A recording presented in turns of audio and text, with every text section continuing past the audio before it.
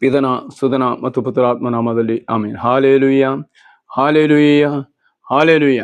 ಪ್ರಿಯರೇ, ಈ ಅಂಧಕಾರ ಲೋಕದಲ್ಲಿ ನಾವೆಲ್ಲರೂ ಜೀವಿಸುವಾಗ ಯೇಸು ಸ್ವಾಮಿ ನಮ್ಮನ್ನು ಕರೆಯುತ್ತಾರೆ.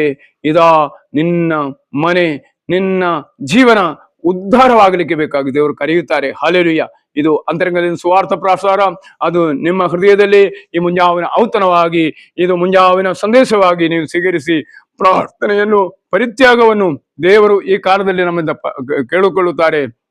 ಯಾಕಂದ್ರೆ ನೀವು ಕುರ್ಚಿಯಲ್ಲಿ ಕುಳಿತುಕೊಂಡು ಪ್ರಾರ್ಥಿಸುವಾಗ ನೀವು ತಿಳ್ಕೊಳ್ಬೇಕು, ನಿಮ್ಮನ್ನು ಒಂದು ಪರಿತ್ಯಾಗವನ್ನು ಮಾಡ್ಲಿಕ್ಕೆ ಬೇಕಾ ನಿಮ್ಗೆ ಸಾಧ್ಯವಾದರೆ ಕುರ್ಚಿಯಿಂದ ಕೆಳಗೊಮ್ಮೆ ಕೂತಿರೋದ್ರೆ ನೀವು ಪರಿತ್ಯಾಗ ಮಾಡುತ್ತಾರೆ. ನೀವು ಒಂದೊತ್ತಿನ ಆಹಾರವನ್ನು ಬಿಡುವಾಗ, ಆ ಆಹಾರ ಬಿಟ್ಟು ನೀವು ಬೇರೊಬ್ಬರ ಮೇಲೆ ಆಪಾದನೆ ಹಾಕಿ ಕೊರೋದೊಂದಿರುವಾಗ ಆ ಉಪವಾಸದಿಂದ ಯಾವುದೂ ನಮ್ಮ ಜೀವನದಲ್ಲಿ ಬದಲಾವಣೆ ತರಲಿಕ್ಕೆ ಸಾಧ್ಯವಿಲ್ಲ.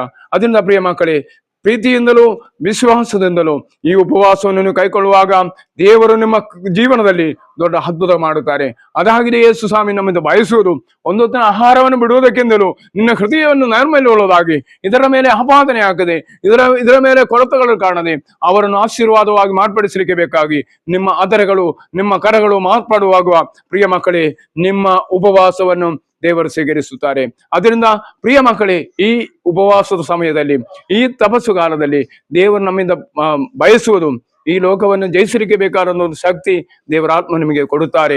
ನಿಮ್ಮ ಜೀವನದಲ್ಲಿ ಬರುವಂತ ಸಮಸ್ಯೆಗಳು ಯಾವಾಗಲೂ ಗುಣಹೊಟ್ಟದೆ ನೀವು ಪ್ರೀತಿಯಿಂದ ಅದನ್ನು ಸ್ವೀಕರಿಸುವಾಗ ದೇವರು ನಮ್ಮನ್ನು ಆಶೀರ್ವಾದ ಮಾರ್ಪಡಿಸುತ್ತೇವೆ. ಅದಕ್ಕಾಗಿ ವಚನವನ್ನು ಶೇರ್ ಮಾಡಿರಿ. ದೇವರು ನಮ್ಮನ್ನು ಕರುಣಿಸಿ ಬೇಡುತ್ತಾ ಪಿತನ ಸುತನ ಮತ್ತು ಪುತ್ರಾತ್ಮ ನಾಮದಲ್ಲಿ